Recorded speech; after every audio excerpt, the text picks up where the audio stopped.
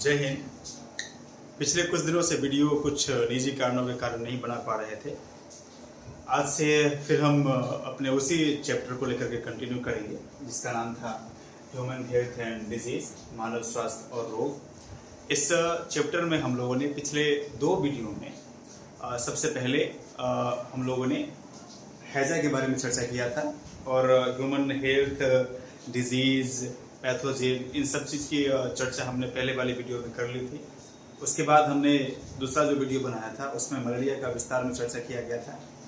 आज हम लोग जो वीडियो लेकर के आए हैं, आज जो कंटिन्यू होगा, जो क्लास आज से हम लोग का चलेगा, उसमें हम लोग 2-3 बीमारी का आज भी चर्चा करेंगे और ये भी हमारे आगामी बोर्ड के एग्ज़ाम के दृष्टिकोण से, और साथ ही जो आने वाले आप लोग अगर कोई कंपटीशन के विद्यार्थी देख रहे हैं तो उनको भी ये कुछ वस्तुनिष्ठ प्रश्नों के द्वारा हेल्प होगा।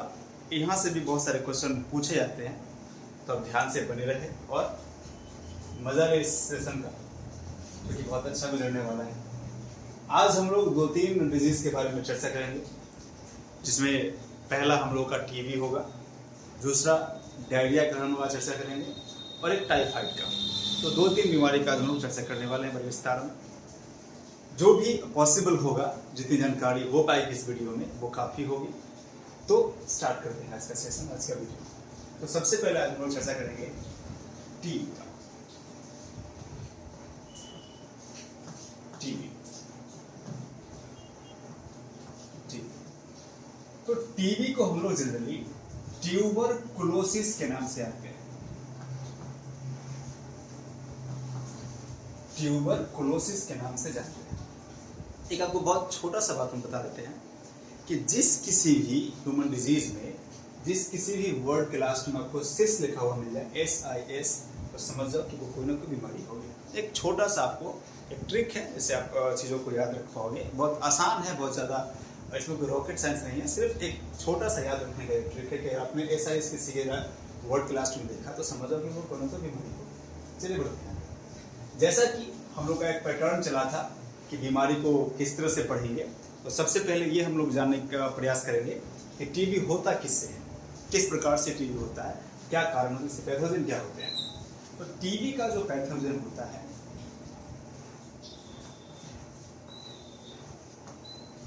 यानी इसका जो रोग कारक होगा जिसकी वजह से टीबी होगी, वो होता है माइकोबैक्टीरियम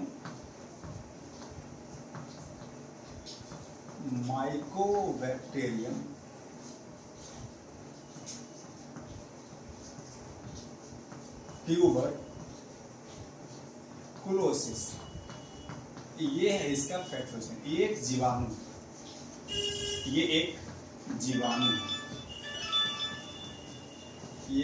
है, बैक्टीरिया। तो माइकोबैक्टीरियम ट्यूबरकुलोसिस नामक जीवाणु से जो बीमारी मनुष्य के अंदर उत्पन्न होती है वह बीमारी है टीबी, अर्थात ट्यूबरकुलोसिस। अब ये जानना है कि जब ये जीवाणु, चूंकि आपको पता है हम लोग पढ़ रहे हैं कम्युनिकेबल डिजीज यानी कि संक्रामक रोग, तो ये कहीं न कहीं से आपको किसी न किसी मीडियम के माध्यम से आपके अंदर पहुंचेगा। चाहे आस पड़ोस में किसी को हो ये बीमारी, आपके आजू बाजू में जो लोग रह रहे हैं उनसे में किसी को हो ये बीमारी, आपके दोस्त को हो, आपके फ्रेंड सर्कल में किसी को हो, आपके आजू बाजू में किसी को भी होगा।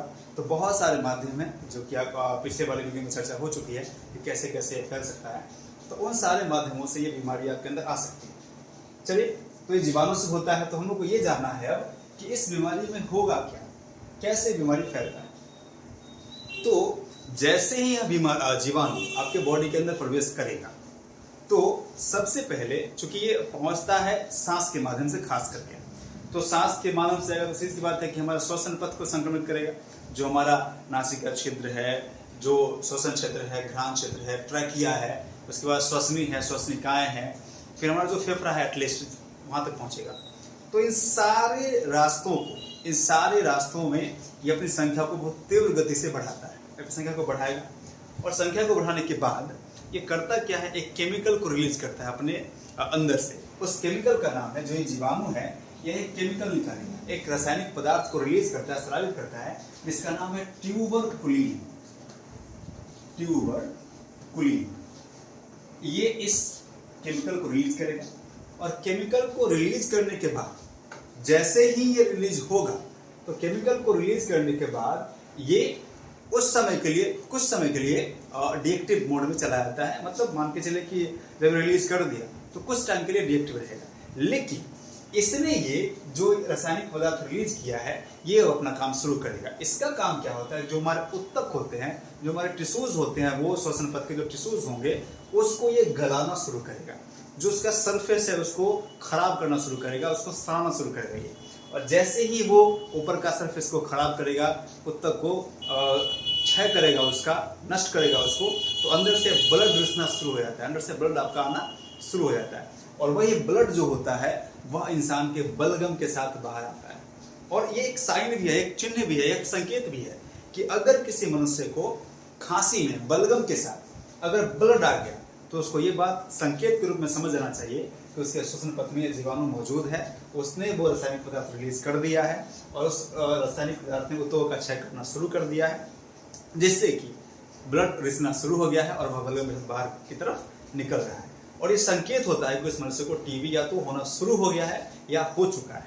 ठीक है, तो ये ट्यूबरकुलिन नामक केमिकल के कारण होता है, जो कि रिलीज कौन कर रहा है, जीवाणु। और कौन सा जीवाणु, तो माइकोबैक्टीरियम ट्यूबरकुलोसिस। तो इस प्रकार से वह टीबी की बीमारी फैल जाती है। चूंकि इसमें उत्तकों का क्षय बहुत तीव्र गति से होता है, उत्तकों का ह्रास होता है, इसलिए इस बीमारी को क्षय रोग भी कहा जाता है। इसलिए इसको क्षय रोग भी हम लोग कहते हैं, क्योंकि इसमें उत्तकों का क्षय बहुत तीव्र गति से होता है। चलिए अब बात कर लेते हैं इसके सिम्टम का। इसके सिम्टम का इसमें होगा क्या, तो सबसे पहले आपको पता चल चुका है कि इसमें उत्तकों का क्षय होगा। उत्तकों का क्षय होगा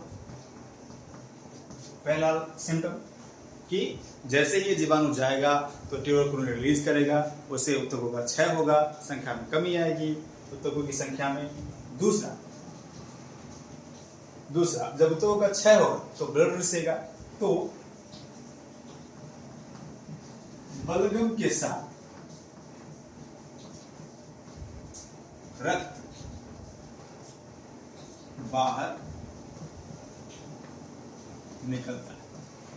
ये दूसरा सिम्टम हुआ कि बलगम, जो जनरली हम लोग उसको जब खांसी आती है तो जो अंदर से जो अपशिष्ट निकलता है उसे हम लोग बलगम कहते हैं, उसके साथ ब्लड दिखेगा, उसके अंदर ब्लड निकलता है। तीसरा बुखार, ये तो खैर हर एक बीमारी में कॉमन है, बुखार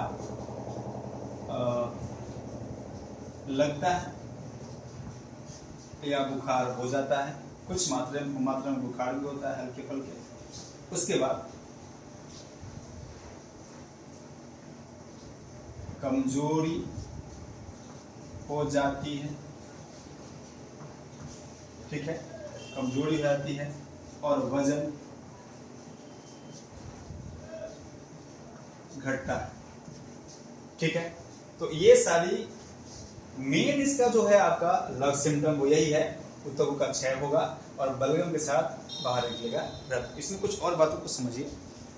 होता क्या है कि अगर किसी मनुष्य को ये हुआ और वो कुछ समय के लिए डिले कर दिया कि चलो कल दिखवा लेंगे, परसों दिखवा लेंगे, इसमें तो आपको तत्काल दिखवाना चाहिए, डॉक्टर से मिलना चाहिए, सलाह लेना चाहिए कि क्या कहाँ तक आपका स्टेज पहुँच चुका है। लेकिन यदि किसी ने कुछ और टाइम वेस्ट कर दिया कि चलो कुछ समय बाद दिखवाएंगे, तो होता क्या है कि ये क्षय रोग उत्तकों को क्षय करते करते आपके हड्डियों तक पहुंच जाएगा, और जैसे ये हड्डियों का क्षय करना शुरू करेगा तो उस समय वो बोन को डैमेज करना जब शुरू करता है, तब ये सिर्फ क्षय रोग सिंपल नहीं होता, तब ये बोन टीबी कहलाने लगता है, क्योंकि उस समय उस केस में आपका बोन का क्षय होना शुरू हो जाता है, तो वह कहलाता है बोन टीबी। तो ये क्षय रोग अगर है तो सामान्यता है तो कोई दिक्कत नहीं है, तो ठीक हो सकता है, लेकिन अगर हड्डियों तक पहुंच गया तो मामला थोड़ा सा क्रिटिकल हो जाता है, और इस केस में आपको बहुत अधिक कठिनाइयों का सामना करना पड़ सकता है। तो तत्काल अगर ऐसा कुछ हो तो डॉक्टर से मिलना चाहिए। उसके पश्चात जब हम आगे बढ़ेंगे, सिम्टम की चर्चा हमने कर ली, ठीक है। अब इसका आता है उपचार, कि उपचार में क्या क्या करना चाहिए, क्या क्या इसका ट्रीटमेंट हो सकता है। ट्रीटमेंट में इसका है कि सबसे पहले जिस समय हम लोग छोटे होते हैं, शिशुअवस्था में होते हैं, उससे थोड़े से अगर बड़े भी होते हैं तो कोई बात नहीं, तो BCG का टीका लगवाना चाहिए। BCG का टीका लगवाना चाहिए, टीका लगवाना चाहिए। ये तो मोस्ट इंपॉर्टेंट, क्योंकि टीका हमारे अंदर के इम्यूनिटी पावर को बूस्ट करता है और रोगों से लड़ने की जो शक्ति टीका दे सकता है वो कोई नहीं दे सकता। इसलिए सबसे पहले तो टीका पर ध्यान देना चाहिए उस एज में, उस फेज में। आगे क्योंकि आपको पता है कि किससे हो रहा है, जीवाणु से, बैक्टीरियल डिजीज है ये, तो आपको पता है इसमें क्या खाना होता है, एंटीबायोटिक। एंटीबायोटिक का सेवन करना चाहिए, सेवन करना चाहिए। ये क्या आपको बीसीजी का टीका लगवाना चाहिए, एंटीबायोटिक का सेवन करना चाहिए, और इन दोनों अगर ये चीजें हो गई हैं आपके लिए कंप्लीट ये चीजें, तो बहुत कम ही चांस है कि आपको ये बीमारी होगी, बहुत ही कम, रेयर और रेयर के केस में हो सकता है कि आप लगातार अगर इस तरह के व्यक्ति के संपर्क में है लगातार तो आपको होगा, अदरवाइज ये नहीं होगा अगर आपने टीका लिया हुआ है तो। ठीक है, आगे है कि अगर आपने एंटीबायोटिक ले लिया है, बीसीजी लिया तो होगा ही नहीं, अगर हुआ है तो ये सब चीज करना है। उसके पश्चात आपको पता है कि बीमारी को ठीक करने के लिए जितना अधिक जरूरी दवाई होता है उतना ही अधिक जरूरी संयम होता है, नियम होता है। तो हम लोगों को क्या करना चाहिए, बॉडी के पावर को बढ़ाने के लिए संतुलित भोजन खाना चाहिए, संतुलित भोजन। शायद ये नहीं दिख पा रहा होगा, मैं बोल देता हूँ कि आपको संतुलित भोजन खाना चाहिए, ठीक है, जिससे क्या होता है हमारा जो एनर्जी है वो मेंटेन रहता है, तो बीमारी थोड़ी सी कम स्पीड में हमारे बॉडी को ग्रसित करती है, तो हम जल्दी ठीक या रिकवर हो जाते हैं। ठीक है, तो ये बीमारी में आप लोगों ने सीखा कि टीबी किससे होगा। सबसे पहले टीबी का फुल फॉर्म क्या है, तो ट्यूबरकुलोसिस है, छेड़ों को इसको कहते हैं क्योंकि कुत्तों का क्षय होता है। पैथोजन क्या है इसका, तो इसका पैथोजन है माइक्रोबैक्टीरियम ट्यूबरकुलोसिस, और यह जीवाणु जो है वो एक ट्यूबरकुलिन नामक रिलीज करता है केमिकल, जिससे कुत्तों का क्षय होता है हमारे श्वास नली में, श्वसन पथ में, संक्रमित बोक्सी को करता है। अगर आपसे ये क्वेश्चन पूछे कि इस बीमारी में कौन सा अंग प्रभावित होता है, तो हमारा श्वसन पथ होता है प्रभावित। उसके पश्चात ये बीमारी फैलती कैसे है, तो हवा के माध्यम से, संसर्ग के माध्यम से भी फैल सकती है, जितना कॉन्टेक्ट में रहेगा उतना फैलेगा। सिम्टम में क्या होगा, ऊतकों का क्षय होगा, बलगम के साथ रक्त बाहर की तरफ निकलेगा, बुखार भी हल्का फुल्का लग सकता है, कमजोरी तो होगी ही, वजन भी घटेगा। ये सब तो कुछ कॉमन सिम्टम है जो हर एक बीमारी में आपको देखने को मिलेंगे। उपचार में क्या होगा, बीसीजी का टीका लगवाना चाहिए, एंटीबायोटिक्स का सेवन करना चाहिए और संतुलित भोजन करना चाहिए। साथ ही प्रिवेंशन की चर्चा करें हम लोग, रोकथाम कैसे अगर इस चीज को हम रोक सकते हैं, तो जहाँ पर ये बीमारी अधिक फैली हुई हो वहाँ पर जाना नहीं चाहिए। जागरूक करना चाहिए लोगों को कि अपनी साफ सफाई का ध्यान रखें, अपने आसपास में साफ सफाई रखें, ठीक है, संतुलित भोजन खाएं, ठीक है। इस प्रकार से कुछ जागरूकता अगर फैलाया जाए लोगों में तो ये चीज़ें कुछ दब सकती हैं। वैसे अभी तो बहुत हद तक सरकार ने इसको कंट्रोल कर लिया है, लेकिन फिर भी कुछ लोगों में ये चीज़ देखने को मिलता है, तो हमें इससे सतर्क करना चाहिए। ठीक है, तो आपका ये टीबी का पूरा पोर्शन था, मेरे ख्याल में आपको ये अच्छे तरीके से समझ में आया होगा। चलिए, तो अब बात करते हैं हम लोग डायरिया के बारे में। ठीक है, कि डायरिया जो बीमारी है, डायरिया, ठीक है, डायरिया क्या होता है। सबसे पहले इसका थोड़ा सरफेस समझने का प्रयास करते हैं। डायरिया आज के समय में हर उस देश में लगभग फैला हुआ है जो देश अंडर कंस्ट्रक्शन है। जैसे जो देश अपने आप को अभी विकसित करने की दिशा में लेकर के चल रहा है, विकासशील श्रेणी में है, वहाँ डायरिया ज़्यादा फैला हुआ है। क्यों? क्योंकि वहाँ पर स्क्रैप्स ज़्यादा मिलेंगे, वहाँ पर कचरों के भंडारण का थोड़ा सा जो सिस्टम है वो डैमेज है। तो कचरा और गंदगी जहाँ पर ये ज़्यादा फैलेगा वहाँ पर ये बीमारी अधिक फैलेगी, क्योंकि ये जो जिस प्रोटोजोआ से, जिस कवक से या जिस जीवाणु से ये पनपता है, ये जीवाणु या कवक के प्रोटोजोआ उन्हीं स्थानों पर अधिक पनपते हैं जहाँ पर कचरा या कोई अपशिष्ट पदार्थ बहुत अधिक समय तक मतलब कि सड़ रहा हो, वहाँ पर ज़्यादा पनपेगा। स्वाभाविक बात है कि वहाँ ये बीमारी अधिक होगी। तो लगभग सभी विकासशील देशों में बीमारियाँ देखने को मिलती है डायरिया। तो ये जिससे होगा, ठीक है, इसका जो पैथोजन अगर हम चर्चा कर ले डायरिया के पैथोजन के बारे में, ठीक है, तो डायरिया का जो पैथोजन होगा वो आपका बेसिकली जीवाणु होता है। अच्छा, थोड़ा सा हम जीवाणु की भी चर्चा कर लेते हैं। कौन सा जीवाणु? तो जीवाणु में होता है generally E coli, E coli, इसे हम लोग एस्चेरिचिया कोलाई कहते हैं। इसको थोड़ा समझते हैं।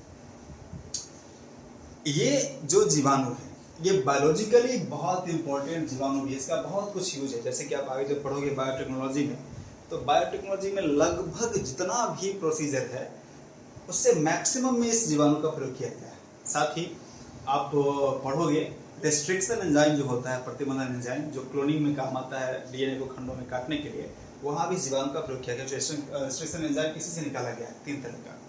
खैर वो तो वहाँ देखा जाएगा। यहाँ जब चर्चा करेंगे तो ये जीवाणु कहाँ पर होता है। जैसे कोई जानवर मर गया हो, उसका बॉडी डिकम्पोज हो रहा हो, सड़ रहा हो, तो उस तरह के अपशिष्टों में ये जीवाणु ज़्यादा फैलेगा। ये डिकम्पोज बहुत अच्छा करता है चीज़ों को, तो अपघटन करता है श्रेणी में बहुत अच्छा है ये, तो वहाँ पर ये अधिक पनपेगा। लेकिन यदि ये जीवाणु किसी व्यक्ति के बॉडी में पहुँच जाता है तो उसके अंदर जो बीमारी उत्पन्न करेगा वो बीमारी होगा डायरिया। ठीक है, तो बेसिकली आप लोग इसको ध्यान रखेंगे जीवाणु। वैसे ये प्रोटोजोआ से भी हो सकता है, ठीक है, और कुछ फंगस से भी हो सकता है, मतलब कि कुछ कवक से भी हो सकता है। ठीक है, तो आपको ये ध्यान रखना है कि इन सभी से ये हो सकता है। ठीक है, इस बीमारी में होगा क्या होगा इस बीमारी में?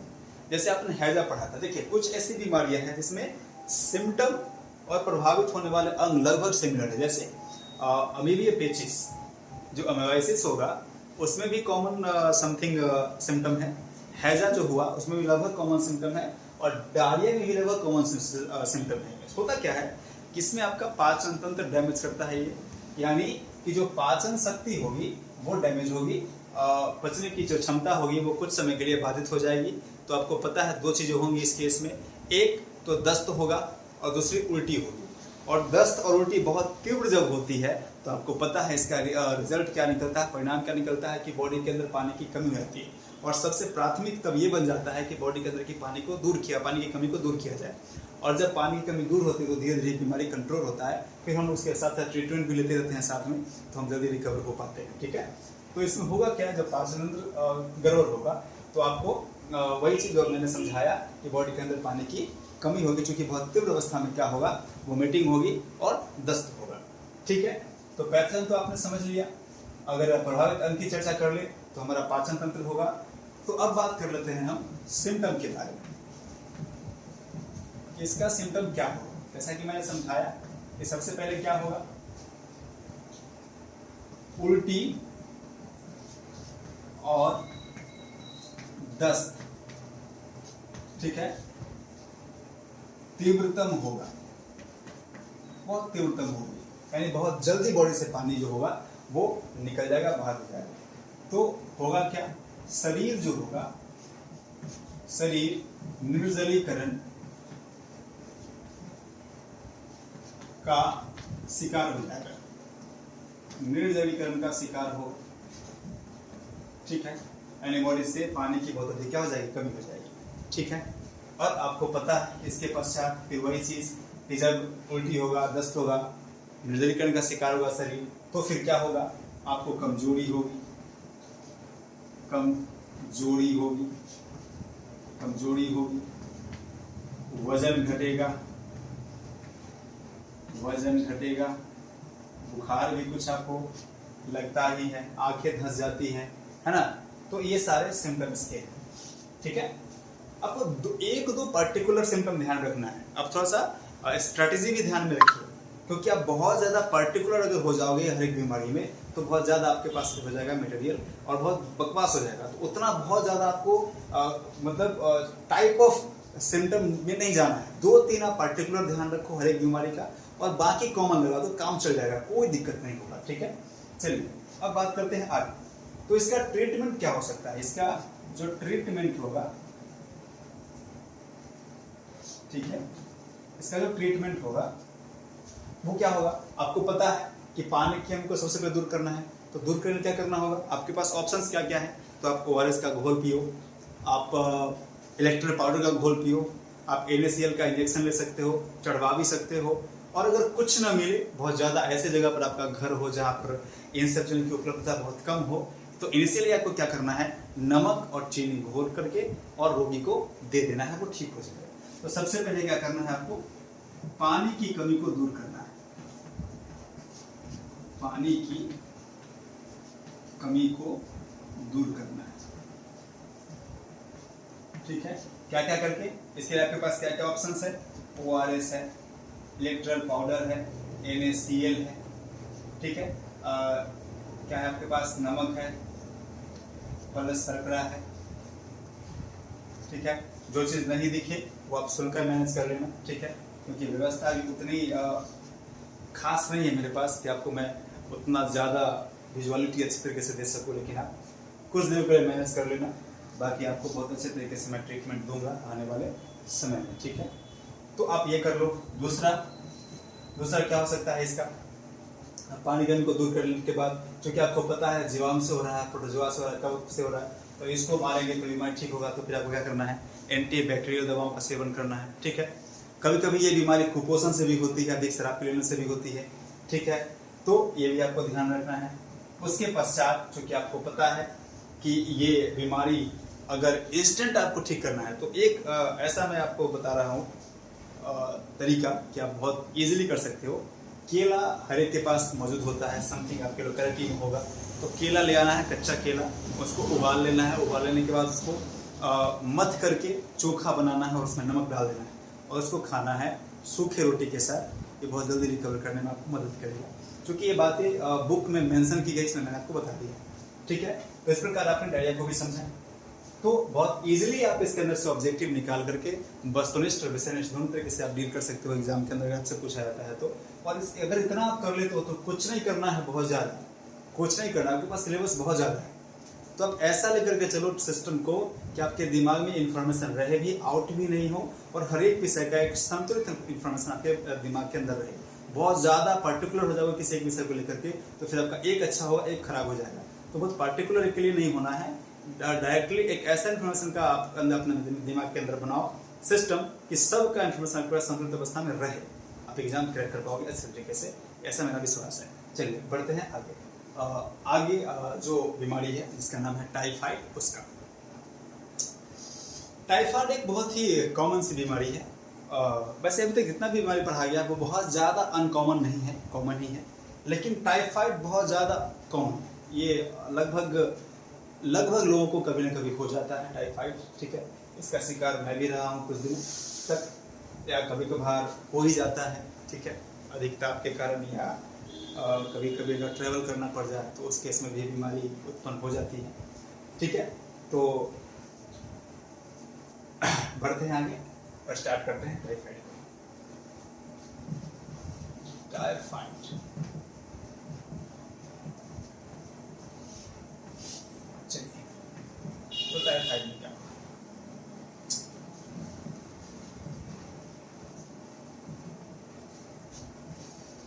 ठीक है, तो हम लोग जानते हैं टाइफाइड किससे होगा, टाइफाइड का पैथोजन क्या है, ये किससे होगा। तो इसका जो पैथोजन है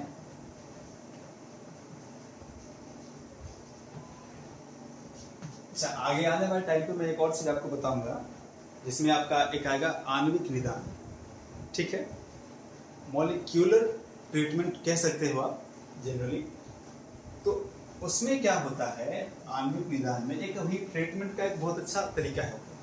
उसमें होता क्या है कि अगर आप बीमारी को पकड़ नहीं पा रहे हो कि बीमारी कैसे उत्पन्न हुआ है, तो आणविक निदान में क्या किया जाता है कि सबसे पहले ये पता लगाया जाता है बहुत डीप डेप्थ में जाकर के कि बीमारी आखिर हुई कैसे है, उसके कारणों का चलता है पता। तो बीमारी अगर कारणों का चला रहा है पता, कोई भी साइंटिस्ट या बहुत बड़ा डॉक्टर कोई भी, तो उसको सबसे ज़्यादा हेल्प इस केस में कौन करेगा बताओ? पैथोजन। ठीक है, और जब उसको इनिशियली यहाँ तक की जानकारी हो जाती है कि बीमारी कैसे हुई है पैथोजन के द्वारा, तब वहाँ से जब इनिशियली वो ट्रीटमेंट शुरू करेगा तो बीमारी बहुत अच्छे प्रकार से वो ठीक कर पाता है। तो आणविक निदान बहुत इंपॉर्टेंट टॉपिक रहता है, इसलिए कई बार पूछा गया है क्वेश्चन। ठीक है, वैसे ये सभी तो कितनी बार पूछा गया है। ठीक है, आपको ध्यान रखना है सबको एक पर्टिकुलर तरीके से। ठीक है, तो पैथोजन, इसका जो पैथोजन है वो है salmonella typhi. Salmonella typhi, salmonella typhi. ठीक है, ये एक बीमारी है। अच्छा, कहीं कहीं पर आपको लिखा हुआ मिलेगा साल्मोनेला टाइफोसा। कई जगहों पर चूंकि बुक्स इतने सारे हैं कि हर एक बुक में आपको कुछ हर्षिका द्विकार चीजों में कुछ आगे पीछे क्यों रहता है, तो आपको कंफ्यूज नहीं होना है कि अच्छा यहाँ पर सर पढ़ा है टाइप ही, कहीं पर मैं टाइप कोर्सा देखा, कहीं वो अलग तो नहीं, अलग नहीं है, एक ही है। ठीक है, जब आप भी कई सारे बुक्स का अध्ययन करेंगे तो आपको ये सारी चीजें जब दिखेंगी तो आप कंफर्म हो जाएगा कि नहीं एक ही चीज को अपने तरीके से सब मेंशन कर रहा है। ठीक है, तो पैथोजन कौन सा है, साल्मोनेला टाइफी, इससे ये बीमारी उत्पन्न होती है। तो इसमें क्या होगा, साल्मोनेला टाइफी करता क्या है, हमारे बॉडी के टेम्परेचर को, और टेम्परेचर कंट्रोल कौन करता है, हमारे बॉडी का टेम्परेचर मेंटेन करने के लिए कौन सा ऑर्गन है या फिर कौन सा ग्लैंड है, तो आपको पता होगा हाइपोथैलेमस एक ग्लैंड होता है जो हमारे बॉडी के टेम्परेचर को जनरली मेंटेन करता है। ठीक है, तो इस जीवाणु का ये काम है कि हमारे बॉडी के टेम्परेचर को ही ये मतलब कह सकते हो कि अनियंत्रित कर देता है, अनकंट्रोल कर देता है, जिससे हमारा टेम्परेचर कभी बहुत हाई हो जाता है या कभी बहुत लो हो जाता है। ठीक है, तो उस केस में आपको पता है टेम्परेचर का हाई होना मतलब क्या होना, बुखार होना, समझ गए। तो इस केस में हमारा जो प्रभावित होने वाला अंग होता है वो ताप नियंत्रक अंग होता है। वैसे मैं ये अपने हिसाब से बता रहा हूँ, बुक्स में आपको कुछ अलग देखने को भी मिल सकता है। ताप नियंत्रक अंग हमारा जो होता है वो प्रभावित होता है इसमें। ठीक है, अब हम लोग बात कर लेते हैं सिम्टम का। सिम्टम में क्या होगा, तो सबसे पहले आपको जैसा कि मैंने पहले ही बताया, तीव्र ज्वर मीन्स क्या होता है, बुखार, तीव्र ज्वर उत्पन्न होता है, तीव्र ज्वर उत्पन्न होगा। ठीक है, बहुत ज्यादा तेज मात्रा में क्या हो जाता है, आपको बुखार उत्पन्न होता है। ठीक है, और जब बुखार उत्पन्न होगा, इसका ये मेन है, बुखार उत्पन्न इसका ये मेन है। उसके बाद क्या होता है, आपको सर दर्द होता है, सर दर्द होगा, कभी कभी पेट में भी दर्द होता है इस केस में, चूंकि ये बहुत रेयर है और हमेशा नहीं होगा। ठीक है, कमजोरी होती है, कमजोरी होती है। ठीक है, चौथा वजन घटता है, और शरीर में